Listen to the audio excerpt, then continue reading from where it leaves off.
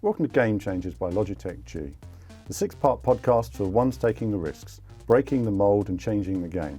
I'll be talking to a variety of people in the gaming world about different topics, from diversity in gaming to its effect on mental health. I'm your host, Alan Boyston.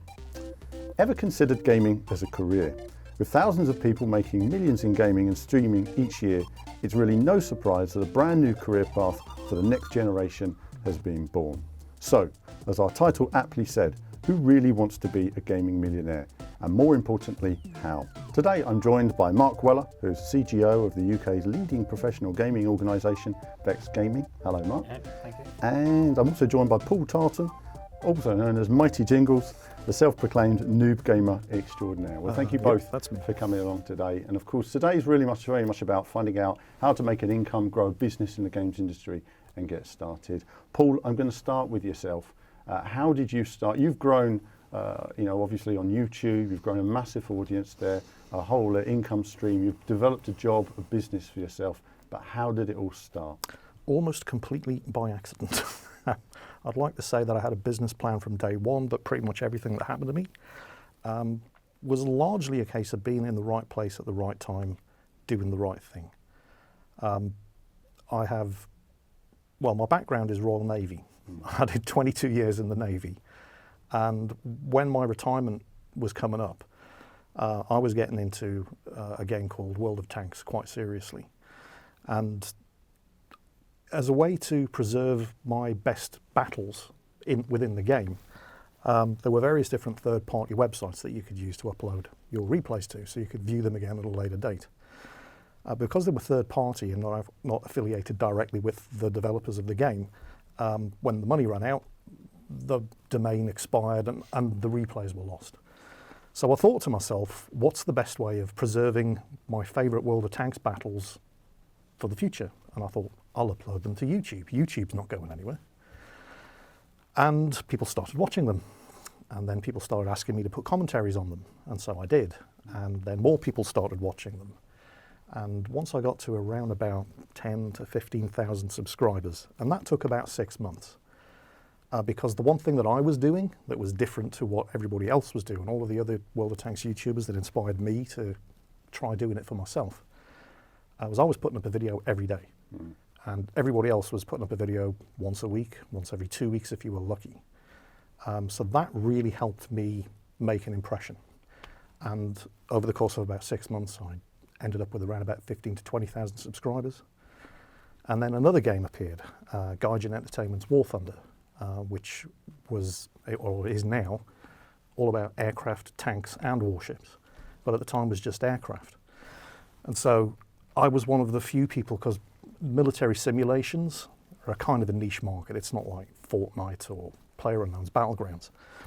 So with that 20,000 subscriber base, when I started putting up War Thunder videos, I very quickly became probably the world's biggest War Thunder YouTuber. Around what time was this, years-wise?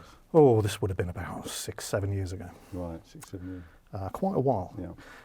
Then, of course, people who were getting interested in the idea of a very easy-to-play World War II combat flight simulator, my videos were appearing at the top of their feeds.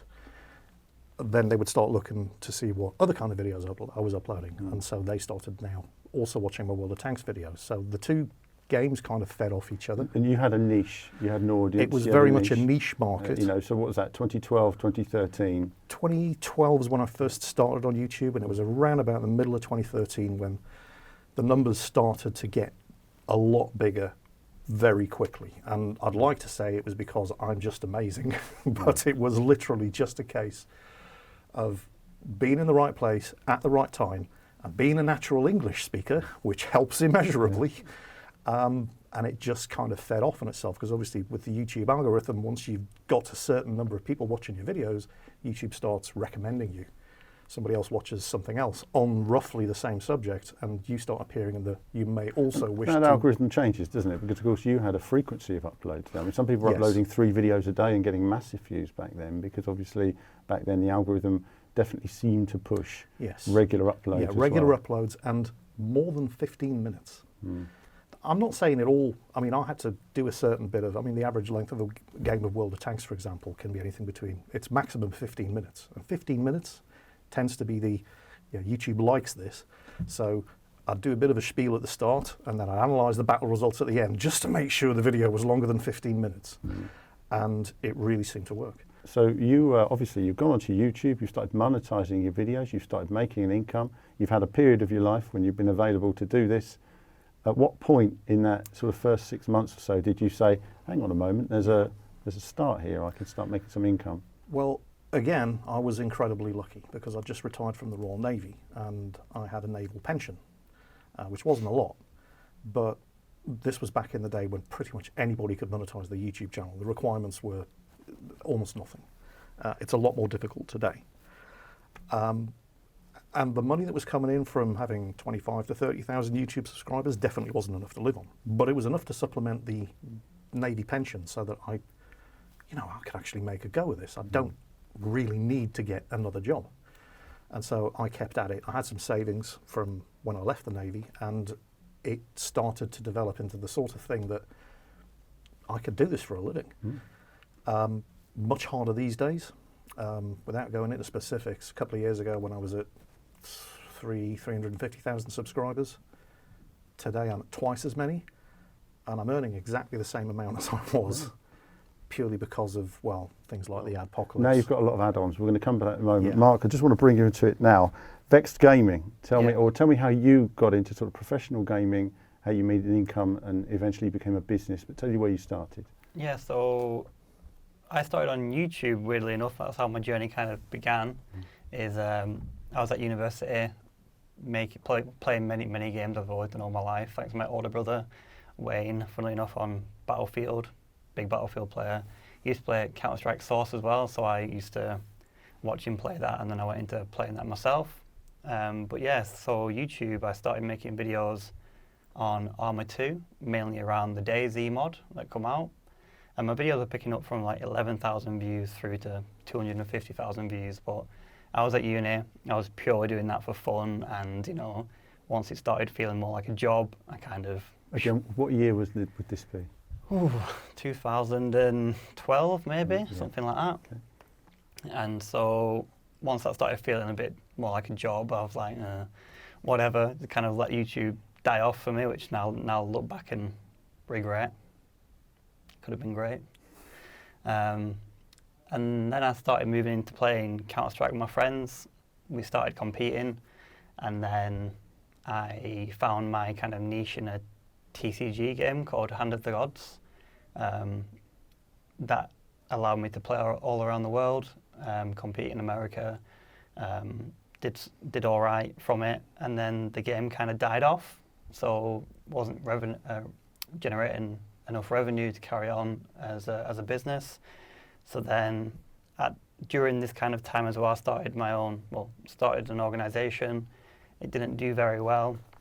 The original one, as it was with friends, I was still kind of learning, and then Vexed Gaming kind of come along. I think this was probably about 5 years ago, so around 2015, 2016. And then I was like, right, we've had some success in the games that we're playing. We could monetize this dead easily. There's no one's doing it in the UK properly.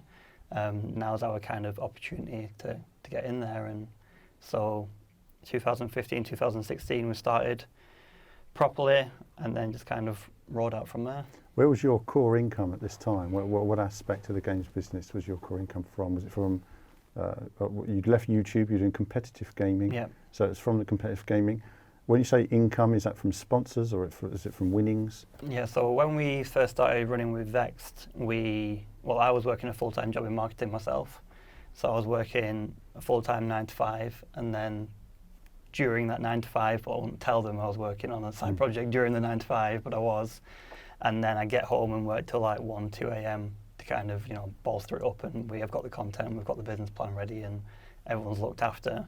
So it was a very long process to actually monetize Vexed as an organisation.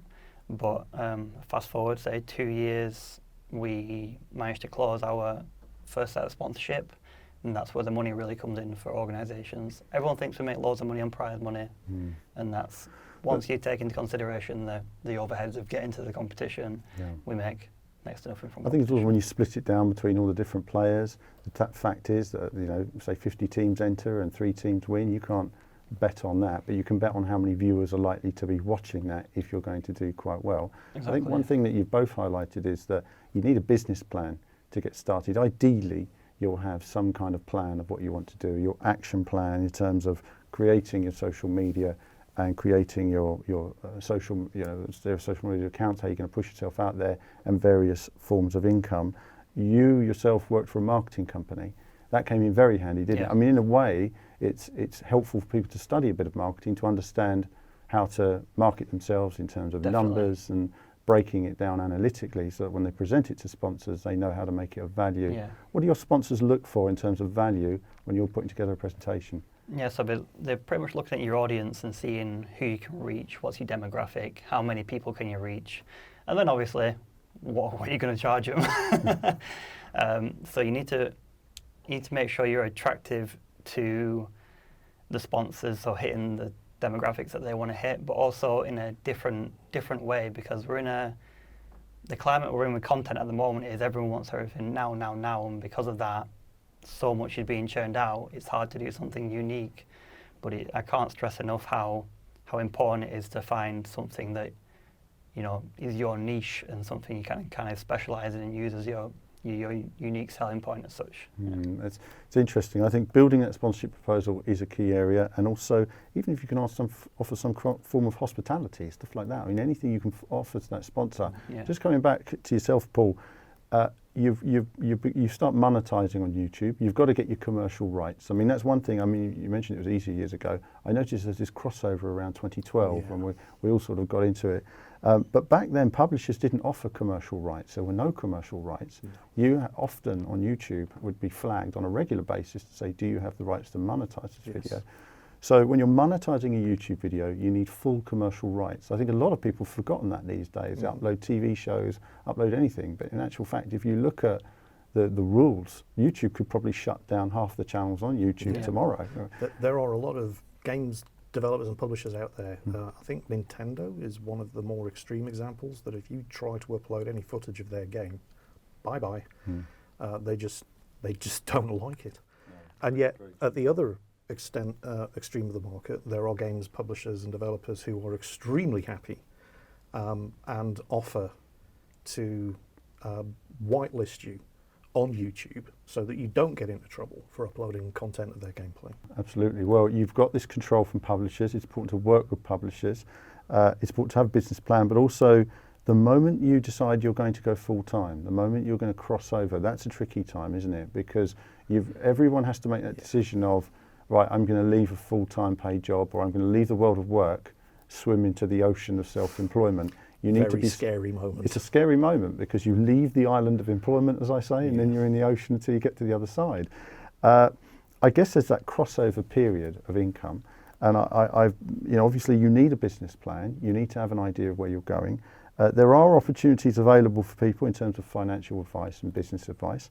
There is also working tax credit for those who are low paid and on a transitional period while trying to build their business. But say for someone like yourself, you've got your YouTube going.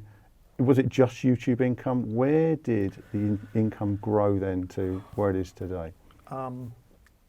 Certainly for the first couple of years, it was a combination of a naval pension, which was providing the bulk of my income, and the YouTube supplementing it. And then over the course of a couple of years, the situation flipped. Now it's very much YouTube.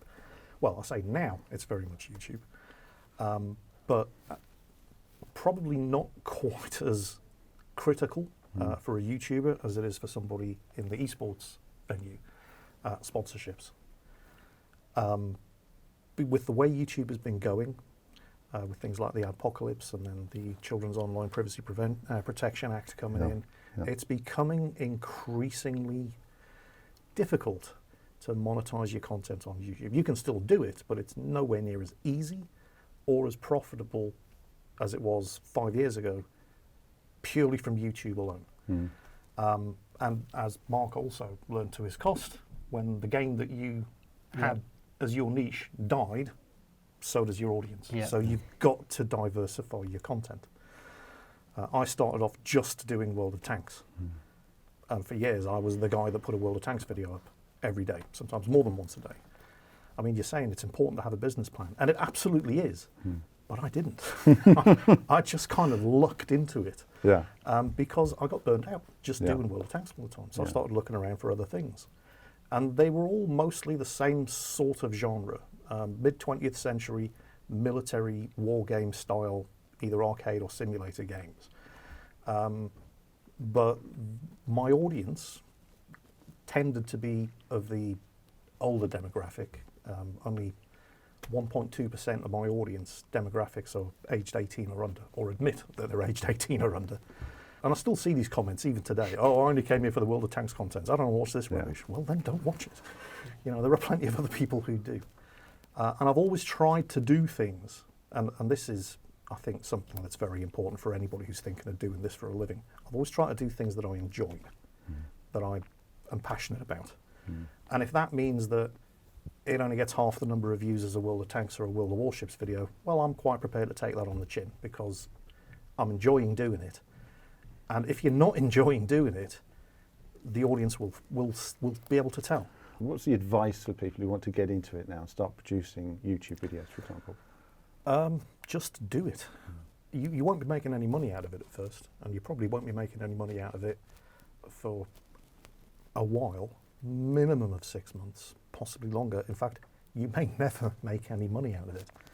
But if you don't try, you'll absolutely, definitely never make any money out of it. But like you were saying earlier, it has to be driven by passion, not by the want to make money. And I think this is the thing about it. The passion comes first, the great content, and then, like you said, and also and then the that subscribers commitment. come. I think people want to see success within a month or 2 months or 3 months. No, forget it. It can take a year before you even start to see things improve. I mean, that's absolutely, definitely. I mean, people always ask me, you know, how can I start? It's one of the most asked questions that I get. And you just start doing it, and do something that you're passionate about, because you can see, don't want to name names, but there are some extremely popular YouTubers out there who, when you watch one of their videos on a certain game, that's probably a sponsored game, they don't care. They're not invested in the game that they're playing. They don't know anything about the game that they're playing. They're just taking the paycheck.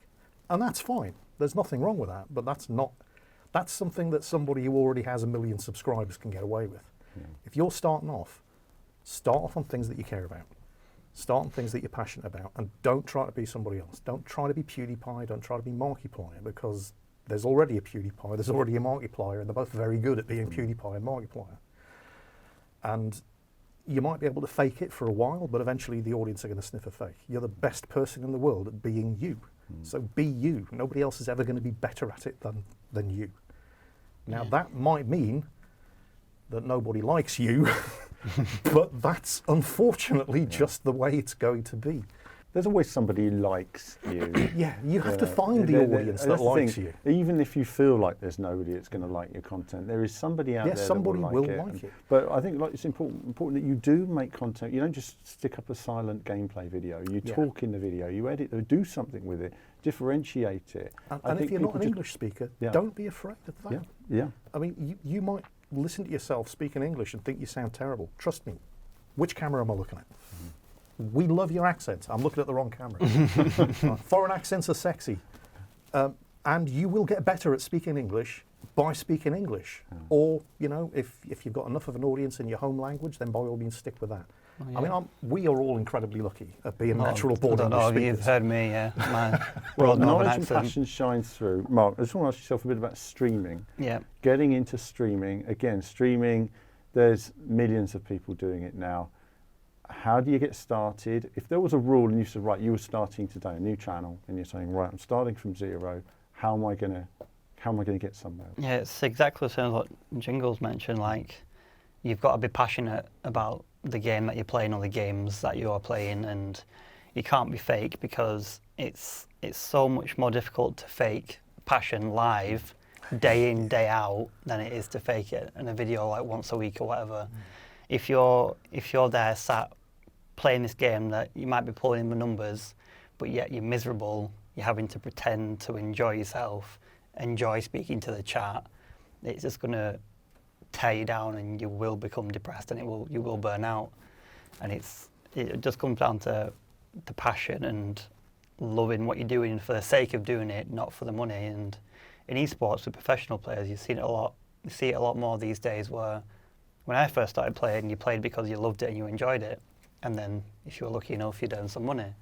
Whereas nowadays, with all these prize pools popping up, and Fortnite World Cup was all over the news, and people wanting to just earn that quick couple of quid or whatever, they're just constantly swapping games, just chasing that money in hopes that they're going to make it. And see, that's another area, isn't it? You've got streaming such as Twitch and finding an income there and donations, but then there's esport players now. Esport players are looking for an income, and it's very difficult because a lot of them they only get something if they win a prize. The chances of winning a prize are next to nothing. Yeah. You can't build a life on maybe I'll win a prize in 3 months' time. So the other option is obviously building a team. Yeah. You know, but then when you're coming to building a team, you've got to know how to write a sponsorship proposal. You need the business backing. You need the business plan. You need to deliver to sponsors. Yep. That's quite difficult as well because there's not necessarily the infrastructure in place in terms of leagues and structure and advertising. So you're having to make your content and get it out there. Yeah, and use other people as well. Yeah. I suppose there are people who talk about streaming for a second. You've got a bit more experience of streaming. What platform should people stream on and why? Do you have any particular platforms that you've got Mixer, you've got Twitch. You've got to weigh up what you want really, because obviously on Twitch you've got more active users, but yet you've got that noise because everyone's streaming on Twitch. On Facebook you have different areas of the world which are more active on Facebook, such as like Asia, certain parts of Asia, especially like around Indonesia, Malaysia. I know there's a lot of people on there. Turkey, for example, uses Facebook a lot. Those people, they tend to be an older audience. They're not watching Twitch. Yeah, and then you've got like Mixer. There's not as many people there, but there's less noise because of that. But then does that weigh up? Maybe you're getting next to no viewers because there's no one there to really watch. I mean, if you look at Ninja's figures, for example, because obviously Ninja's been in the limelight quite a lot. He was with Twitch, pulling insane figures, probably like 50k concurrent. He's the guy that signed the deal and went exclusively to Mixer. Exactly, and now he's at Mixer, and he's pulling 6,000 to 9,000 concurrent. So you can see, even though he's still loved and he's got that fan base around him, if he's not on Twitch, the audience isn't necessarily always going to follow you to another platform. Really important in picking the right platform for you, committing to that platform over time, and also understanding the demographic of that platform. You know, what's the age group of the people watching? What games do they like to play? Something you touched on earlier though is burnout. You know, we work very, very long hours. It's 7 days a week, often running a YouTube channel or a Twitch streaming channel. People don't realise, I think, the pressure there is. I mean, from a video perspective, I'm editing day and night sometimes. You know, some of the complexity of the video. But then Twitch, like you say, you've always got to be, when you're streaming, you've got to be happy. But no matter what's going on in your life, you've got to have that energy to give to the point. And after the video, you're exhausted sometimes, surely. What do you think about that? Your thoughts on burnout? I've definitely burnt out probably once or twice. The first time was during my professional playing and streaming on the side, because I was playing professionally and I was also streaming. I thought, I'll do this for fun and interact with the audience and use it to build my own kind of profile and social media platform and my own image off the back of, you know, playing professionally and knowing what I'm doing. But it got to the point where I was, say I just finished practicing or playing for 4 or 5 hours off stream to actually get better and not give away all the secrets I'm going to put in for a professional player where I'm going to effectively try and earn money from. And then go into Twitch thinking, let's have some fun. Doesn't matter if I doss around or whatever on the game, as long as it's entertaining and fun. But I found my audience wanted to know what cards to play. They wanted to know what was OP at the moment. They were just constantly asking questions of, what if you play this, or you should have done this, and it became very, very stressful because I just wanted to sit there and have a good time and chill. But it turned out I had to be on the ball, play as if I was playing a tournament, explain every single move I was making, interact with the chat, thank the donation, thank the subscribers. It just become a lot to kind of handle. And this is why I can't stream. Well, the next thing is then people want you to do longer and longer and longer Yeah. streams. You start off and you say, I'm going to stream for an hour. That seems okay. Then you're going to stream for 2, 3, 4. I did a 9-hour stream last year. And after that, I had a headache for 2 Yeah. days. And one of the issues was bright lights. I have these super bright LEDs in my face and a green screen behind me. I didn't realise that, when I'm streaming till 10 o'clock at night, 11 o'clock at night, you're sort of affecting your body. You're getting a jet lag Yeah. through it as well. I mean, and especially when you've worked a full day editing, then you start streaming in the evening, it really takes its toll. And people expect to see top quality play for 4 hours. They don't just want to see chat, they want to see you Yeah. competing top of your game. I mean, it really is a lot of pressure there. Yeah, it felt like playing a tournament most of the time because obviously with tournaments you've got your open bracket system, so you could be playing for like a 12-hour stint in tournaments. Some games could be shorter than others, and in tournaments it's almost easier because you have that, even though the games will be more difficult, you'll have that break between each game to kind of, breathe until the next game's set up and you're ready to compete again. But on stream it's just constant, all right, game's over, queue again, queue again, queue again. And it just becomes a lot. Okay, so gamers then, they have to decide whether they want to do streaming or whether they want to YouTube, set up your social media, because obviously you want to tell people that obviously on Facebook, on Twitter, your new videos up, your new streams up. Even if 2 or 3 people see that tweet, that's 2 or 3 more viewers, it's 2 or 3 more people watching your videos. All that kind of reach helps, doesn't it? Forums. For the streamers, Yeah. there is, because there's a lot of crossover between streaming and YouTubing, because you can take your stream highlights Yeah. and just stick Exactly. them on Stick YouTube. on Yeah. YouTube. Yeah. And that's free advertising for your stream. I know a couple of people that have, the YouTubers actually ended up being just as, if not more, profitable for them than the live stream. And it's work that you've already done because you streamed it. You just take that VOD, you Drop it upload up. that to YouTube, and it's there, constantly generating a little bit of income for you. And you can build up a pretty big YouTube library pretty quickly if you're streaming 7 hours a day, Yeah. every day. And you've already got your following from your stream. Yeah. And if they've missed And- your stream, Yeah, and they're going to watch you. I mean, Exactly. because the video on demand, obviously it stays up there a bit longer if you're a Twitch partner, Yeah. but it's not there forever, whereas a YouTube video is. yeah, So they can go back and, I've just started watching this guy. I'd like to watch more of his games. Here's his YouTube channel. yeah, Your YouTube channel starts gaining subscribers, that starts gaining traction. More people start watching the videos on YouTube. And then, this guy streams, and now they're watching your Twitch stream.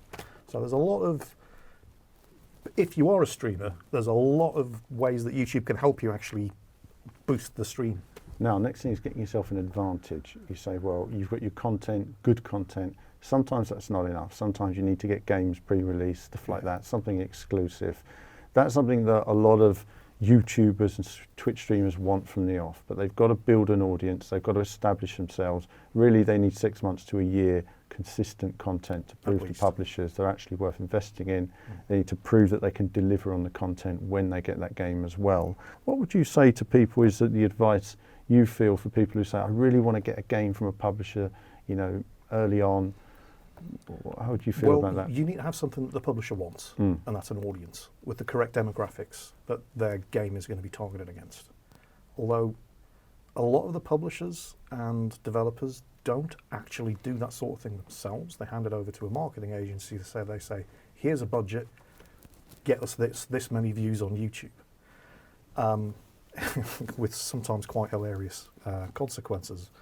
I once got offered a large amount of money from a marketing firm if I would be interested in covering World of Tanks, a game that I'm putting video. Would you like to do a World of Tanks video?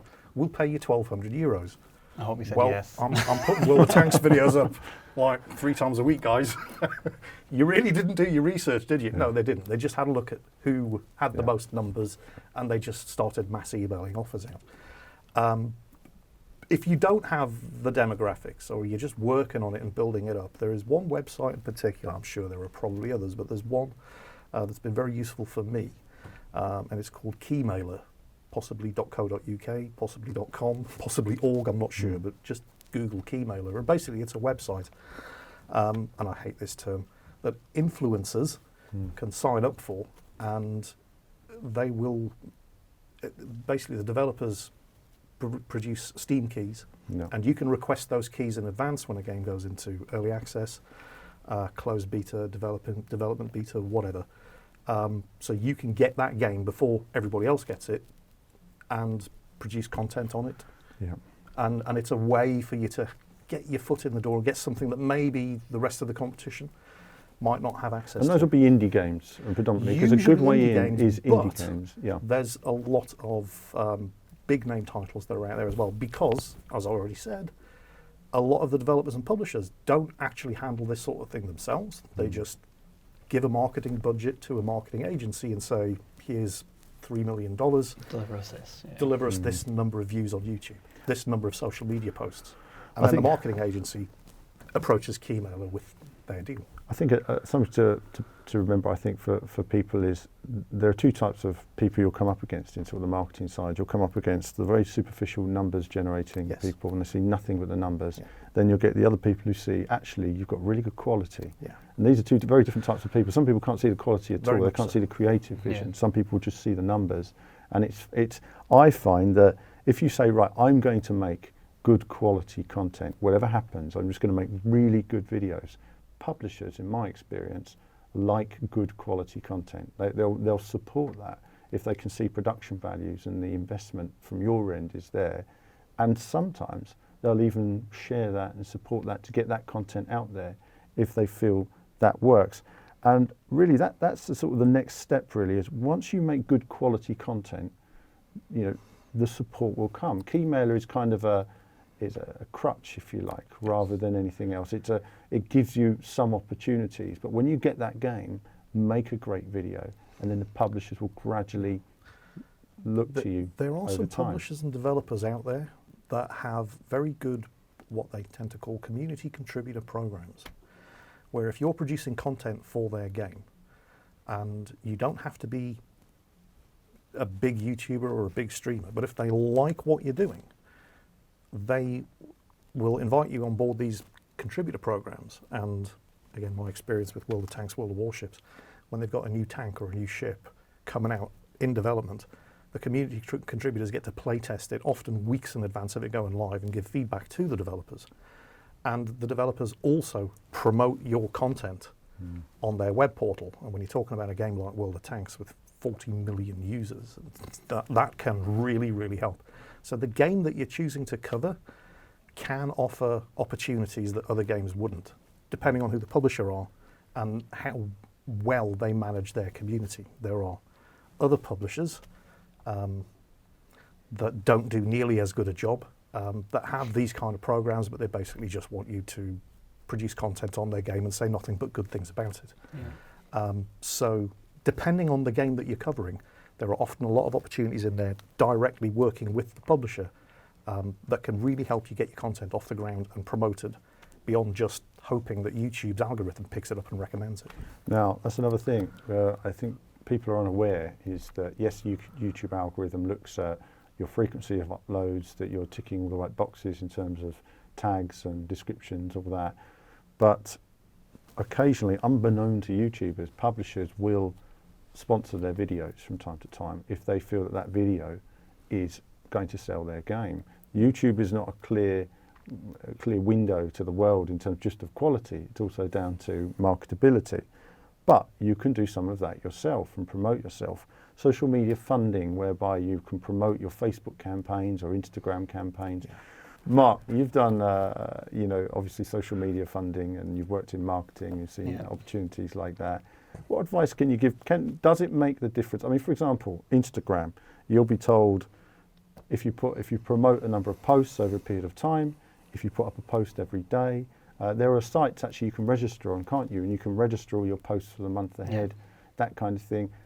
What do you think about those areas where keeping your social media going and funding your social media? Same with Twitter. Yeah, What do you think with of that? actual social media marketing, you just need to be careful of being sure you actually understand your audience, because you don't want to be, because I'm guessing if you're pushing out your YouTube videos or Facebook videos or whatever it is on social, then you're wanting to get more views, you're wanting to get in front of people you wouldn't normally get in front of.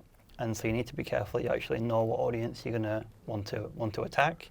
because if you're going to spend a load of money very quickly, which is very easily done, especially with the likes of Google, then you need to be sure you're getting in front of the right people. Otherwise, you're literally just going to get, the hate comments, the spam. You're going to get your videos probably get down thumbed or whatever, and it's not, the algorithm from YouTube's not going to pick up very well on that.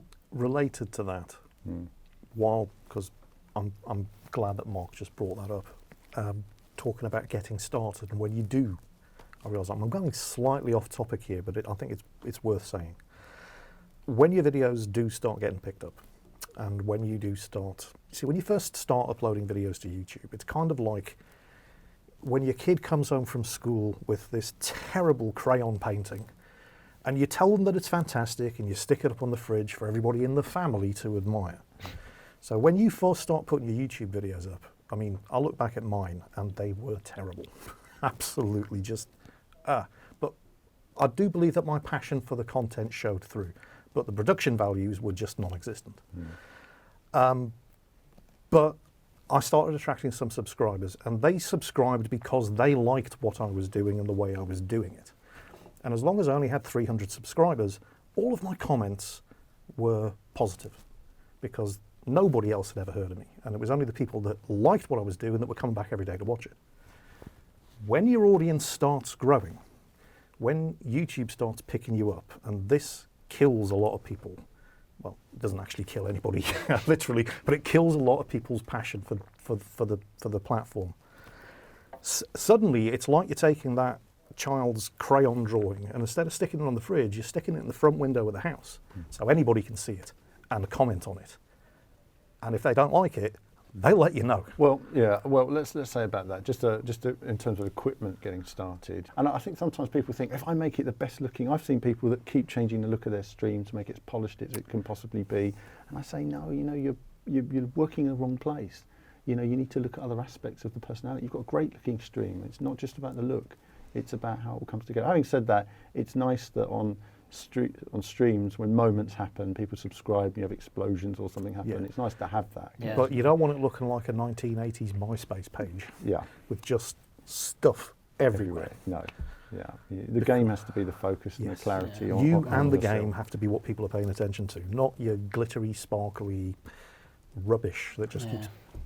I just want to bring it back to the social media funding, because I think it's very easy to spend a lot of money, and sort of it goes into the black hole of the internet. And I think that in terms of people getting started, it's better to focus on their social media than Google. I happen to think that Google, if you don't know what you're doing and you don't know your search terms and how to run Google, really you need an SEO expert. And big streamers, they have agents and marketing companies that support them. And they've got people that edit the videos for them these days. I mean, they literally just sit there, play the game, record it, and then it's shipped off into the factory, so to speak. Yeah, exactly. And I so they're on a different level to us, and so I think you can be very careful where they'll always offer you your £50 free funding that will just disappear into the netherworld of Google. But you do see actual results with Facebook, and I've always found that the results are more trackable from, say, Facebook, Twitter. Yeah. But you really need to understand, like you say, your demographics. So if you know what games you're playing, you know what roughly your demographic's going to be, you can really aim it. But I find consistency of output, isn't it, is really key. So the campaign itself won't make you big. It's just getting your voice out there further, but you've got to be on it during that period. Yeah. It might bring people in, but they're going to stay for you. You have to keep producing content. Yeah. At the end of the day, it's your marketing spend, isn't it? Like you're a brand as yourself. You want to put yourself out there. You invest in your own brand. You market it, but if it gets in front of someone's eyes and we don't like the content, at the end of the day, we're not going to stick around. All about entertaining your audience. Final thing really, I guess, is to say, how do you create your personality online? And also a little bit of developer research as well. It's good to understand how games are made, grow an affinity with the publishers, understand the work of developers, and represent yourself with some common decency. I find there's lacking in common decency online these days. And I do feel that everybody can do with just looking at themselves a bit in the way they treat everybody and being decent. What do you think? Well, it's very easy to get angry online, isn't it? I mean, just look at Reddit. Reddit's always angry about something. It has served me extremely well in the past through several controversies that affected the games that I covered that actually broke out. I won't say into the mainstream media because, you know, BBC News at 10 didn't cover it, but broke out into the larger games journalism world, where it would have been very easy to jump on a bandwagon and, you know, thump the tub and act indignant and raise the pitchfork and the burning torch, but rather than immediately pushing out a reaction video, just sitting back and looking at all the points of view and waiting to find out exactly what happened to tune the signal to noise ratio out served me extremely well in the past. I'm not going to, we'd be here all day if I went into the details, but yeah, I've definitely found, and this may be because of my audience demographics who do tend to be a bit older and a bit more laid back and less likely to lose their rag at the slightest provocation when a developer does something that they don't approve of. It's definitely helped me not make a massive arse of myself online. What is it they say? Act in anger, repent at leisure. Yeah. I think being careful of your personality and your brand, I think is a key thing. I think especially when you're marketing yourself, you're reaching your new audience, think about those first impressions. Well, listen, chaps, thank you very much for your time today. It's been an interesting discussion throughout, and I hope it's been informative to you all at home as well. New episodes will be available every week, and if you've enjoyed this one, please make sure to subscribe on your app of choice and leave a review. Don't forget to follow Logitech on Twitter at LogitechGUK, Facebook LogitechG.UK and Instagram at LogitechG. There you'll be able to learn more about the new Lightspeed wireless range that's now available. I'm Alan Boyston.